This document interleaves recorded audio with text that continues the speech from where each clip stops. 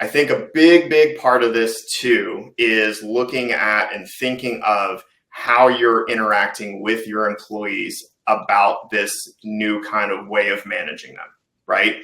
I think when we look at data, when we look at how they're working, right, it can feel or be perceived by the employee as micromanaging or being too involved and not just letting me do my thing as a recruiter or a salesperson, right?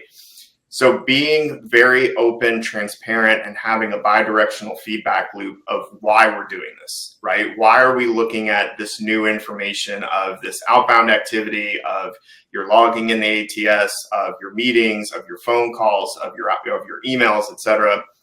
Why are we looking at it this way? And what are my goals as a company with this new initiative? Right. So I'm not using this to find people who are slacking off. I'm not using this to have a reduction in my workforce. I'm using this to make us better, to make you better, to make you more successful. I think that's a really important point that you were making about the buy-in from your team, because that's something we hear a lot when we're talking about our coaching tools in Ringover, as well as, if you're talking to a recruiter, they're like, whoa, I don't know if I want my manager to be able to jump into my conversations and listen. And I understand where they're coming from. I know Brooke said earlier, like, I have been in the place where my metrics have been tracked, and I understand that feeling because I'm a bit of a perfectionist. And if I think that people are tracking me, I just assume that it's to make a reason to say that I'm bad at my job. That is not what it is.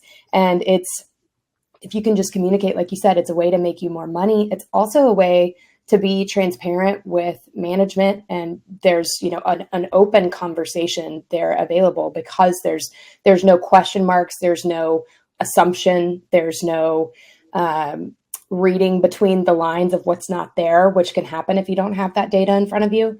And that, I think, is a really good peace of mind that you can share with your team, is like, we're not doing this because we want to find reasons to say that you're not doing a good job. We are doing this to try to figure out how to, be able to be on the same page and communicate simply where you can make some changes so we as a company can be better. Or, you can train yourself with the data. That's one thing that I know, I think is really cool about Prodoscore. Really, just any set of data that your team has access to, they get to see it, and they get to self-coach.